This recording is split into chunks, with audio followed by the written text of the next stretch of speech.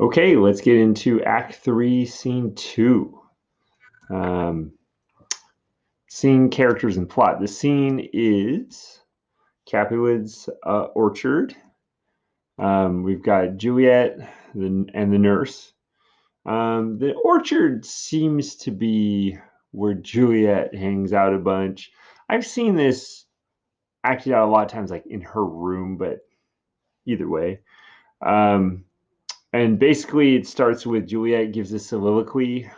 She's very excited about her wedding night. She has no idea about all the Tybalt Mercutio Romeo stuff that's happened, all the death. And so this is quite ironic because she's so excited about it, doesn't know anything.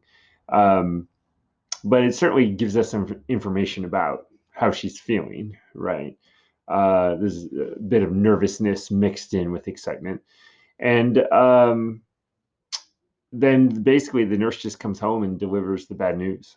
Um, and there's a little bit at the end about the nurse and Juliet discussing what she should do next. And they kind of sort of come up with a plan, and that's the whole scene. Okay, so let's jump into it. Okay, so let's start with the soliloquy. Juliet starts off by talking about wanting the night to come up quicker, for day to go away because she's anxious, she's excited, she wants to get to her wedding night. It says, "Gallop apace, you fiery-footed steeds, towards Phoebus's lodging. Such a wagoner as Phaeton would whip you to the west and bring in cloudy night immediately. Spread thy close curtain, love-performing night, that runaways' eyes may wink, and Romeo leap to these arms untalked of and unseen. Lovers can see to do their amorous rites because of their own beauties, or if love be blind, it best agrees with night." So, um, Phoebus is the sun god. Phaeton is the one who, is in Greek mythology, is driving the sun away, and is carrying the sun in its chariot, right? Um, and spread thy close curtain the performing night. So, close the curtain on everybody, make it nighttime so nobody can see what we're doing, right? Basically, she's saying it needs to be night so Romeo can sneak in because he can't come during the middle of the day. Everybody will see him, right? Or at least someone will see him. Um, and if love be blind, it best agrees with night because a blind person can't see. All right. And then she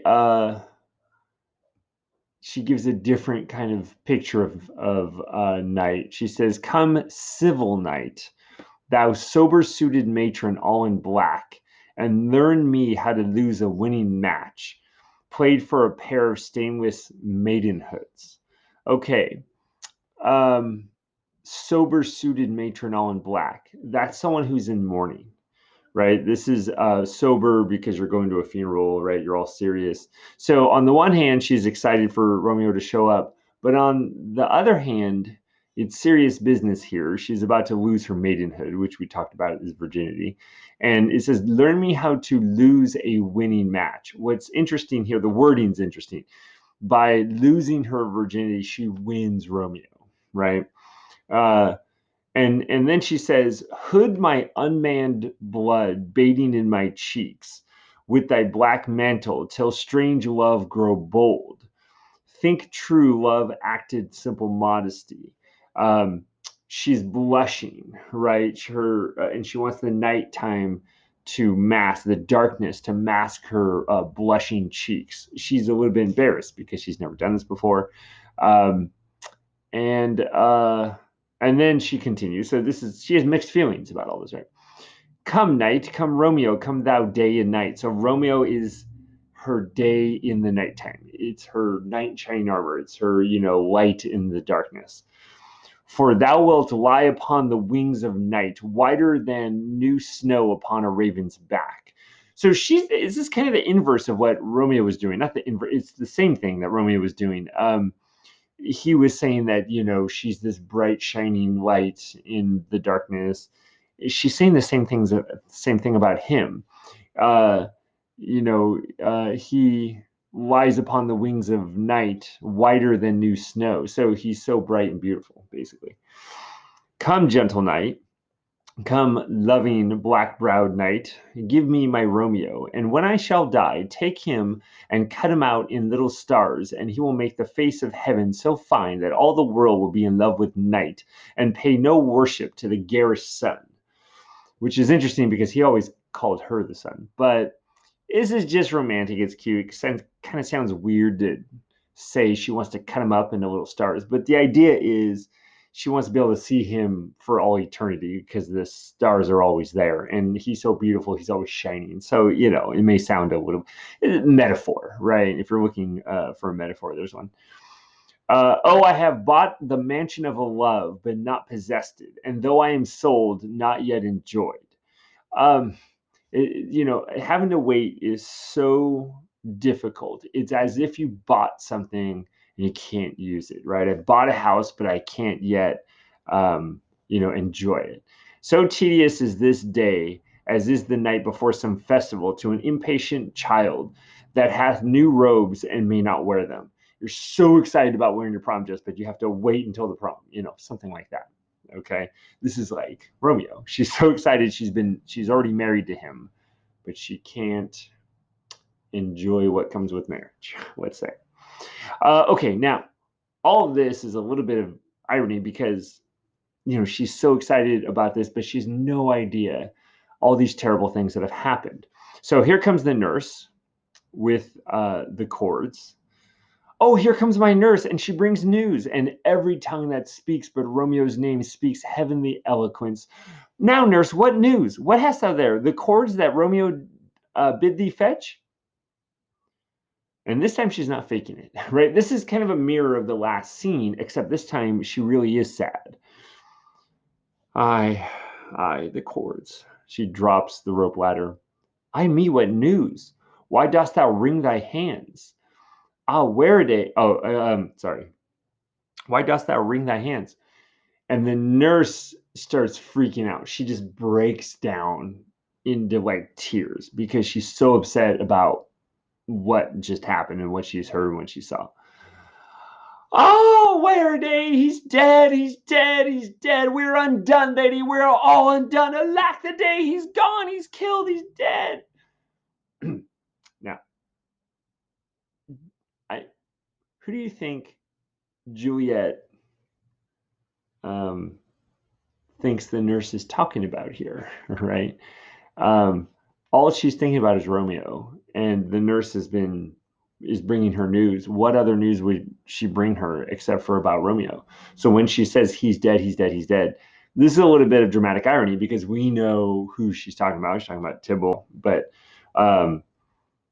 of course Juliet is going to assume that she's talking about Romeo because why wouldn't she be, right? Can heaven be so envious? Romeo can, though heaven cannot. Oh, Romeo, Romeo, who would have thought it, Romeo?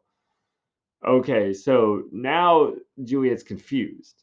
Who would have thought it? What are you saying? That Romeo like killed himself or something? Like, of course, we know what she means. Who would have thought that Romeo would have killed Tybalt? Um, but this would be very confusing because Juliet has no clue that Tybalt was even involved. So Juliet's confused. What the devil art thou that dost torment me thus? This torture should be roared in dismal hell. Hath Romeo slain himself? Say thou but I, and that bare vile eye shall poison more than the death-darting eye of a cockatrice. I am not I, if there be such an I, or those eyes shut that makes the answer I. If he be slain, say I, or if not, no. Brief sounds determine my weal or woe. Okay. Uh, Shakespeare's having fun here, even though this is a very serious scene. Um, let's count how many times he's used the word I in different, spellings or different words. So we have 1, 2, 3, 4, 5, 6, 7, 8, 9. That's a lot. So, lots of puns here. I, of course, means yes. It also is the eyes. It's also me, right? But what she's basically saying here is did Romeo kill himself? And if you say I, that vowel I is going to do more poison to me than anything else. So, if he's slain, say I. But whether you say yes or no is going to determine if I'm going to break out into sadness. So the nurse is still freaking out. She says, I saw the wound. I saw it with my eyes. We know what wound she's talking about, right? Like she must have gone to see Tybalt and all the bloody, you know, stab wounds. God save the mark. Here on his manly breast, a piteous corse, a bloody piteous corse, pale, pale as ashes, all bedaubed in blood, all gore blood. I swooned at the sight. And I'm sure this was very traumatic and upsetting for the nurse. I mean, can you imagine, right? It's Juliet's cousin. Uh, but again, who does Juliet think that the nurse is talking about here? They haven't even mentioned Tybalt yet. So when she says, I saw the moon, I saw, or the wound, I saw his corpse, Juliet's probably going to think that she's talking about Romeo. So Juliet says, oh, break my heart, poor bankrout, break it once. To prison eyes, ne'er look on liberty, vile earth to earth resign, end motion here, and thou and Romeo press one heavy bier, funeral, like coffin, right? And then the nurse can't help but say what's actually on her mind. Oh, Tybalt, Tybalt, the best friend I had. Oh, courteous Tybalt, honest gentleman, that ever I should live to see thee dead. Okay, now Juliet's so confused. What storm is this that blows so contrary? Is Romeo slaughtered and Tybalt dead, my dearest cousin and my dearer lord? Then dreadful trumpets sound the general doom, for who is living if these two are gone? Um, and the nurse is finally able to tell Juliet what's going on. If I can get this thing to work. Tybalt is gone and Romeo banished. Romeo that killed him, he is banished. Oh God, did Romeo's hand shed Tybalt's blood? It did. Alas, the day it did. Finally, now we've gotten the clear truth. So I don't think this is supposed to be humorous. I guess a little bit, but certainly dramatic. It's a dramatic way to reveal everything. Oh, serpent heart hid with flowering face, did ever a dragon keep so fair a cave? Beautiful tyrant, fiend angelical, dove feathered raven, wolfish ravening lamb, despised substance of divinest show, just opposite to what justly seemest a damned saint, an honorable villain. O nature, what hadst thou to do in hell? When thou didst bower the spirit of a fiend in mortal paradise of such sweet flesh, was ever book containing such vile matter so fairly bound? Oh, that deceit should dwell in such a gorgeous place. So, who is Juliet talking about here? All of these things have to do with something or someone that's beautiful on the outside, but an evil person on the inside. She's talking about Romeo. And she, did ever a dragon keep so beautiful a cave, right? Serpent heart hid with a flowering face, a beautiful face. Um, Dove feathered raven, wolfish ravening lamb. Um, she's like, man, Romeo is so evil for such a hot person. He is so gorgeous, right? It says, what a gorgeous palace. Um, so what's her reaction going to be? She's kind of ripping on him. She's like, oh, this is such a horrible thing that he did. And the nurse agrees. She says, there's no trust, no faith, no honesty in men, all perjured, all forsworn, all not, all dissemblers. Oh, where's my man? Give me some aqua vita. Give me some water. These griefs, these woes, these sorrows make me old. Shame come to Romeo. And Juliet quickly changes her tune. First, she's ripping on Romeo, and then she said, oh, how dare you? Right? Blistered be thy tongue for such a wish. He was not born to shame. Upon his brow shame is a shame to sit. For 'tis a throne where honor may be crowned. Sole monarch of the universal earth. Oh, what a beast I was to chide him. The nurse making fun of Romeo here, or saying that he's a terrible person, has made Juliet realize, like, wait, did I say all those terrible things about Romeo? How could I say that? Will you? And then the nurse jumps in. Will you speak well of him that killed your cousin? Well, shall I speak ill of him that is my husband? Poor my lord, what tongue shall smooth thy name, when I, thy 3 hours wife, have mangled it? But wherefore, villain, didst thou kill my cousin? That villain cousin would have killed my husband. Back, foolish tears, back to your native spring. Your tributary drops belong to woe, which you, mistaking, offer up to joy. So, first of all, I've said horrible things about my husband, right? I've mangled with my tongue. I've mangled my husband. That's just so wrong of me. Back, foolish tears. Like, don't cry for the fact that Tybalt is dead.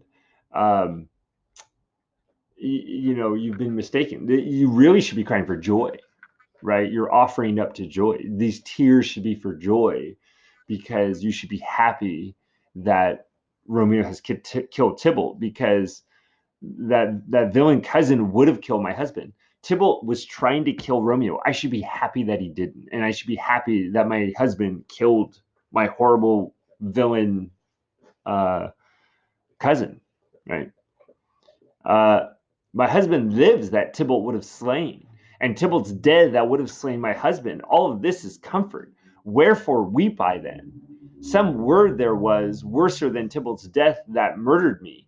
I would forget it fain, but oh, it presses to my memory like damned guilty deeds to sinners' minds. There's a word that's worse than Tybalt's death, and I wish I could forget it, but I'm remembering it. You know what it is? It's banished, not banished. Banished.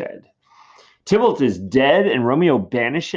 That one word banished, has slain 10,000 Tybalts. Tybalt's death was woe enough if it had ended there, or if sour woe delights in fellowship, and needly will be ranked with other griefs. Why followed not when she said, Tybalt's dead, thy mother, thy father, nay, both, which modern lamentation might have moved? But with a rearward following Tybalt's death, Romeo is banished. To speak that word is father, mother, Tybalt, Romeo, Juliet, all slain, all dead. Romeo is banished. There is no end, no limit, measure bound in that word's death. No words can that woe sound. Where is my father and my mother, nurse? Okay. So the fact that Romeo is banished, according to Juliet, is worse than if everyone she knows, including herself, were dead. Right? Is she being a little dramatic? Maybe, but she also, she's never going to be able to see her, at least she believes that she's never going to be able to see her husband again. Like, she literally just got married, and then all of a sudden, it was the happiest day of her life, and then bam, he's gone, and he's not allowed to be here, otherwise he's going to be put to death, forever. So, is she being dramatic? Maybe, but this is also great cause for, anxiety, right? So for being upset. So the nurse says, weeping and wailing over Tybalt's corse. Will you go then? I will bring you thither. Wash they his wounds with tears? Mine shall be spent when theirs are dry for Romeo's banishment. Take up those cords. So it's like, what? You want me to go weep for Tybalt? Are you kidding? Like, I'm going to be crying over Romeo, and by the time I go to cry for Tybalt, my tears are going to be used up. I won't have any left for him, right? Poor ropes. Now she's talking to the rope ladder that was supposed to bring Romeo to her chamber that night. You are beguiled, which means tricked. Both you and I, for Romeo is exiled. He made for you a highway to my bed, but I, a maid, die maiden widowed. Come, cords, come, nurse, I'll to my wedding bed, and death, not Romeo, take my maidenhead. That's a lot of rhyming. So basically, since I can't be with Romeo, and I can't lose my maidenhead to him, then death is going to be the one that takes my maidenhead. Like, I'm going to die before, anyone else marries me or takes my maidenhead. And this is somewhat alarming because we know that it's going to end in her death. So it's like, ooh, are we getting close? There's still a couple acts to go, but we're getting there. The nurse says, "Hide to your chamber. I'll find Romeo to comfort you. I won't. I what? I won't well where he is. I know I know well where he is. Hark you, your Romeo will be here at night." Okay, so the nurse is stepping up. She's like, "Hey, you go to your room and relax. Romeo will be here. I will make sure of it. He's coming tonight. Just relax." Okay. I'll to him. He is hid at Lawrence's cell. How does she know these things? Oh, find him. And she gives the nurse a ring. "Give this ring to my true knight and bid him come to take his last farewell." And they exit, and that's it. So the nurse has gone off to find Romeo at Friar Lawrence's cell, which is where scene 3 takes place. So there's certainly been a reversal here, right? Juliet just got married. Things have been going so well. There's certainly a little bit of dramatic irony at the beginning when she's talking about how nervous she is and how anxious she is for this great night that's coming that night. But things turn very quickly. We also get some characterization. Like at first, she's a little bit, she's acting on her emotions, and obviously she should be shocked and saddened by her cousin's death. But when she's given the decision, okay, how are you going to feel about this? These two people, one's been banished, one's been killed. How are you going to feel? She's taking Romeo aside. She's sticking by her husband, right? Even though they've just met. I mean, what, yesterday? So again, you can feel like this is ridiculous, but it certainly shows that she loves him, possibly just based on emotions. But either way, whether it's emotions or logic or, anything, she's sticking by him, right? No matter what. And we certainly have some suspense here. What's going to happen when she goes to see the friar? She's heading off to get help. Is it going to work? What's going on with Romeo? So it leaves a lot up in the air. So, more conflict to come. So this is a little bit more conflict here. Like, okay, she's going to try to go resolve something, but that's a conflict. Is she going to be successful? We don't know. All right, I believe that is it. So thank you for watching. I will see you in the next video.